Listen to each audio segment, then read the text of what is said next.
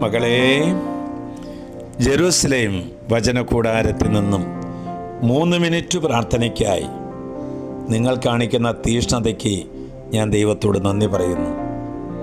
ഒത്തിരിയേറെ ആളുകൾ വലിയ ദാഹത്തോടെ ഇതിൽ പങ്കുചേരുന്നുണ്ട്. നിങ്ങളിലൂടെ അനേക മക്കളിലേക്ക് ഓരോ ദിവസവും ഓരോ വചനം എത്തിച്ചേരുമ്പോൾ യേശുവിന് എന്തൊരു ആനന്ദമായിരിക്കാം. ആ ആനന്ദം മുഴുവൻ ഇതാ പരിശുദ്ധ അമ്മയുടെ കരങ്ങൾക്ക് സമർപ്പണം ചെയ്തുകൊണ്ട് ഈശോ നമ്മോട് പറയുകയാണ്, വിപരീത സാഹചര്യങ്ങളിൽ, പ്രതികൂല സാഹചര്യങ്ങളിൽ നിങ്ങൾ നഷ്ടധൈര്യരാകരുത്. പിന്നെ എന്തു ചെയ്യണം? അതാണ് വചനത്തിലൂടെ പറയുന്നത്. സങ്കീർത്തനം 50:15 വായിക്കുകയാണ്. അനർത്ഥകാലത്ത് എന്നെ വിളിച്ചപേക്ഷിക്കുക, ഞാൻ നിന്നെ മോചിപ്പിക്കും, നീ എന്നെ മഹത്വപ്പെടുത്തുകയും ചെയ്യും. എന്താണ് നമ്മൾ കേട്ടത്?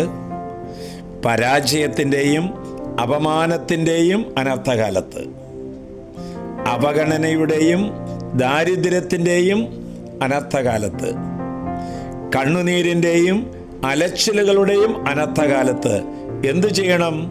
നമ്മൾ കർത്താവിനെ വിളിച്ചപേക്ഷിക്കണം. തീർച്ചയായിട്ടും കർത്താവ് നിന്നെ മോചിപ്പിക്കും. അതുകൊണ്ട് അപമാനവും പരാജയവും നമ്മൾ വലിച്ചെറിയാനാണ് പറയുന്നത്. പലരും വിജയത്തിൻ്റെ തൊട്ടടുത്ത് വെച്ച് നമ്മൾ തളർന്ന് പിന്തിരിയുന്നവരെ ഞാൻ അനേക പേരെ കണ്ടിട്ടുണ്ട്. ഒരു വട്ടം കൂടി പൊരുതി ശക്തി സംഭരിക്കുക, വിജയം നിങ്ങളുടെ അടുത്തുണ്ട്. മറ്റുള്ളവരുടെ നെഗറ്റീവ് കമൻറ്റുകൾ ഒരിക്കലും ഉള്ളിൽ സൂക്ഷിക്കരുത്. സൂക്ഷിച്ചാൽ അത് നമ്മിലെ ശക്തിയെ ചോർത്തി കളയും. നമുക്ക് ദൈവത്തെ മഹത്വപ്പെടുത്തുവാൻ സാധിക്കുകയുമില്ല. ഓർക്കണേ, നിനക്കൊരു കുറവുണ്ടോ എങ്കിൽ അതിന് പകരം ഒരു വലിയ കഴിവ് നിന്നിൽ നിക്ഷേപിച്ചിട്ടുണ്ട്. ഇത് ഓർക്കുമ്പോഴാണ് നമുക്ക് ദൈവത്തെ മഹത്വപ്പെടുത്തുവാനായിട്ട് സാധിക്കുക. ആശ്വാസപ്രദമായ രാത്രി, പ്രതീക്ഷാനിർഭരമായ പ്രഭാതം, സൽപ്രവർത്തികൾ നിറഞ്ഞ ദിവസം നൽകി അവിടുന്ന് നമ്മെ എല്ലാവരെയും അനുഗ്രഹിക്കട്ടെ.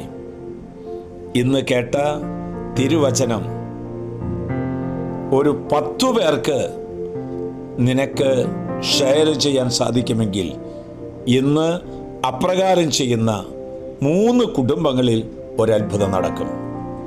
മാത്രമല്ല, ആ കഷ്ടപ്പെടുന്ന കുടുംബങ്ങളിൽ അതിശയങ്ങൾ നടക്കും.